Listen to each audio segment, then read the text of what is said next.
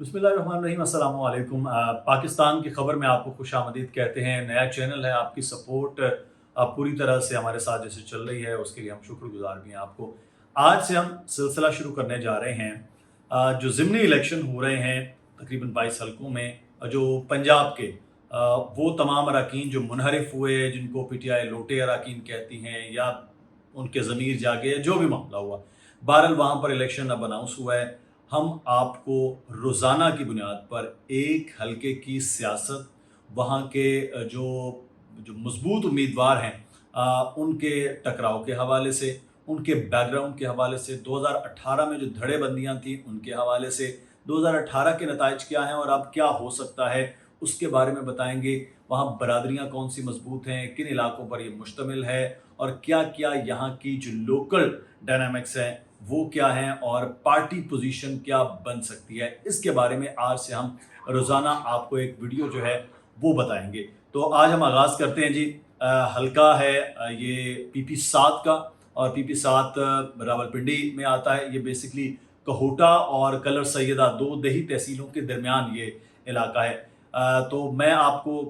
आगाज़ कर देते हैं। यहाँ राजा सगीर साहब बुनियादी तौर पर आज़ाद उम्मीदवार की हैसियत से जीते थे और उसके बाद राजा सगीर साहब जो हैं वो पाकिस्तान तहरीक इंसाफ में शामिल हो गए। अब राजा सगीर साहब के शामिल होने के बाद अब वो दोबारा मुनहरिफ जब हुए हैं तो यहाँ बिल्कुल पोजीशन जो है वो चेंज हो गई है पार्टियों के हवाले से। तो आज उसके बारे में हम आपको बताएंगे। ये सीट रावलपिंडी की दो दही तहसीलों कोहोटा और कलर सैयदा के कुछ म्यूनसिपल कमेटीज़ और यूनियन काउंसिल्स पर मुश्तमिल है। कुल 21 यूसीज और एमसीज हैं इसके अंदर, जो जिनमें 15 कहोटा में हैं और 6 कलर सैयदा के अंदर वो शामिल हैं।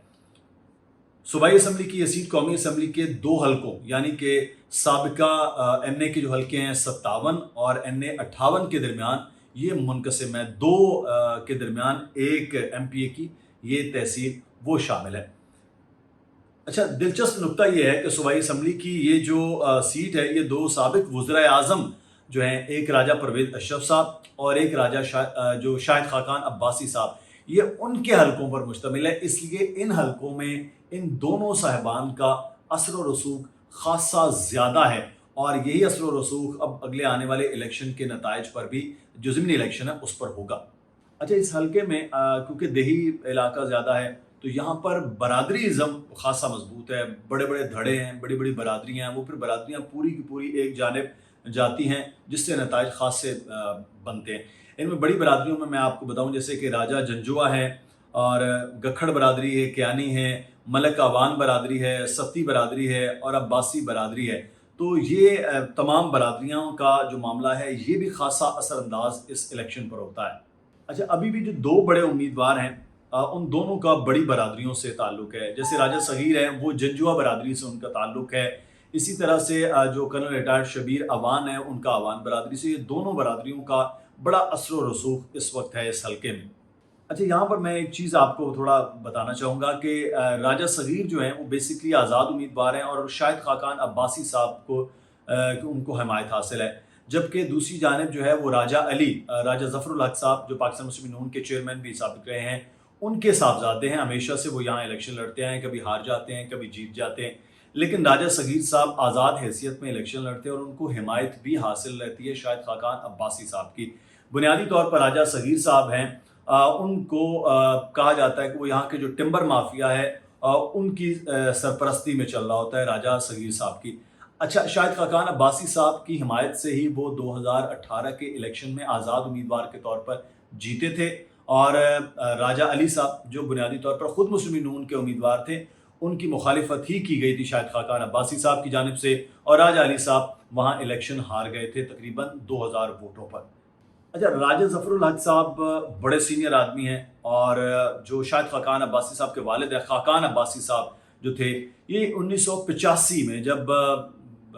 ज़ियाउल हक साहब की एक काबीना चल रही थी तो उस वक्त से इनकी आपसी मखासमत चलती आ रही, मुखालिफत चलती आ रही है। अंदर ही अंदर एक दूसरे को काटते रहते हैं। यही वजह है कि वो कभी भी सपोर्ट नहीं करते हैं एक जमात में होने के और एक जमात के सीनियर लीडर होने के बावजूद भी। अच्छा, 2018 में राजा सगीर साहब ने जब ये इलेक्शन जीता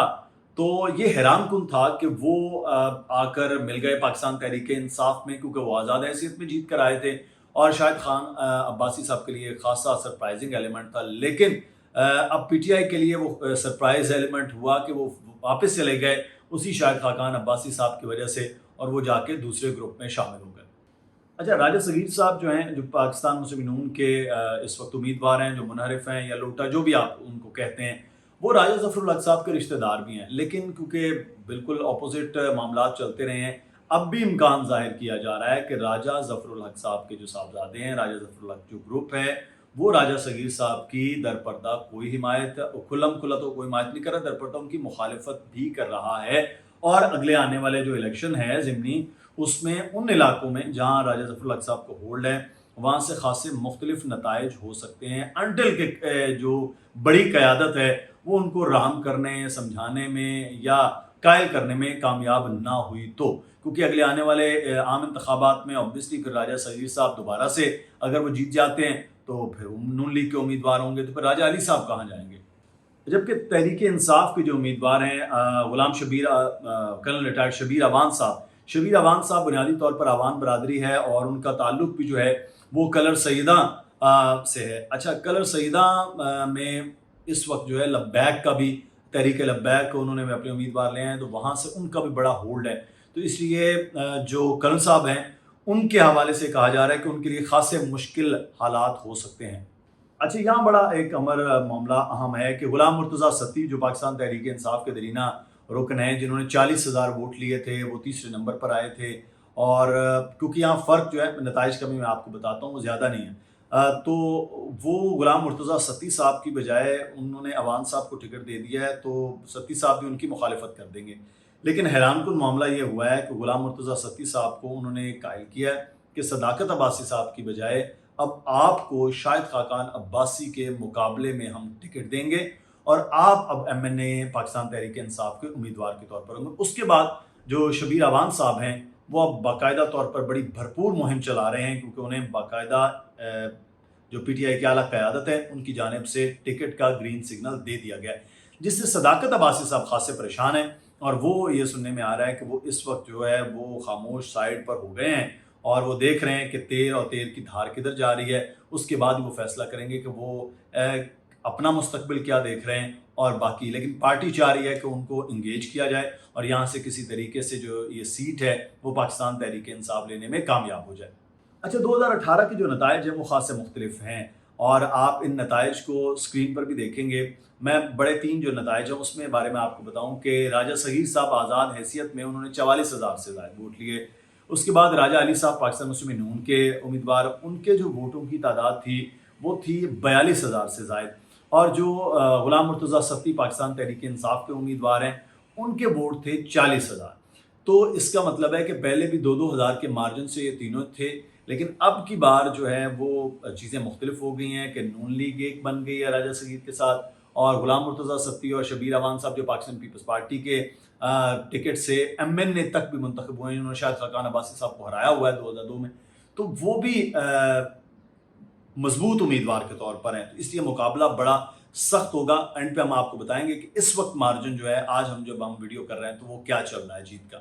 لیکن جیسے میں نے عرض کیا کہ ٹی ایل پی کھڑی ہوئی ہے، تو انہوں نے بھی 15,000 سے زائد ووٹ لیے تھے، اور اب کی بار بھی وہ کسی ایک امیدوار کو لے ڈوبیں گے، اور جیت تو سکتے نہیں ہیں، لیکن ان کا وہ جو مارجن ہے وہ کسی نہ کسی کے لیے مشکلات پیدا کر سکتا ہے۔ اور ابھی تک کیونکہ وہ کلر سیدہ کی سائڈ پہ زیادہ مضبوط ہیں، کوہٹا میں آپ کو پتہ ہے پہلے بھی نون لیگ مضبوط ہی رہی ہے، تو کلر سیدہ میں لبیک کے مضبوط ہونے کا جو فائدہ ہے وہ راجہ صغیر صاحب کو، اور نقصان جو ہے وہ پی ٹی آئی کے شبیر اوان صاحب کو ہو رہا ہے۔ اچھا، ایک اور جو یہاں پر معاملہ ہے وہ یہ ہے کہ جو کلر سیدہ کی ہیں وہ 6 تحصیلیں ہیں، اور باقی جو تقریباً 15 تحصیلیں ہیں وہ کوہٹا تحصیل میں آتی ہیں، جو یو سیز ہیں، سوری۔ اب جو نون لیگ ہے وہ کوہٹا میں زیادہ مضبوط ہے، کلر سیدہ میں تحریک انصاف مضبوط ہے، پھر ٹی ایل پی بھی یہاں پر ہے، تو اس کا کہیں نہ کہیں مارجن جو ہے وہ نظر آئے گا آپ کو پاکستان مسلم نون کی طرف۔ اس وقت جو جیت کا مارجن ہے وہ نون لیگ کا 55 ہے اور پاکستان تحریک انصاف کا 45 ہے، یعنی کہ بڑا کلوز ہے، اور اگر ان تمام تر معاملات میں وزراء نہیں آتے ہیں اور الیکشن کمیشن کی پابندی رہتی ہے، لیکن خان صاحب وہ آ جاتے ہیں इलेक्शन मुहिम में और भरपूर वो जलसा कर देते हैं, दो इस हल्के के अंदर, एक कोटा साइड पे, दूसरा कलर सईदा में, तो फिर जो जीत का मार्जिन है वो बिल्कुल उलट हो सकता है, पाकिस्तान तहरीक इंसाफ के लिए फ़ायदेमंद हो सकता है। तो आज हमने आपको जो PP7 है रावलपिंडी की, उसके हवाले से आपको बताया है। कल एक नए हल्के के हवाले से एक नई तमाम तर मालूमात लेकर वो आपकी खिदमत में हाजिर होंगे। अपना ख्याल रखिएगा, ज़रूर कमेंट में बताइएगा कि आपको हमारा ये सिलसिला कैसा लगा है। अल्लाह हाफ़िज़।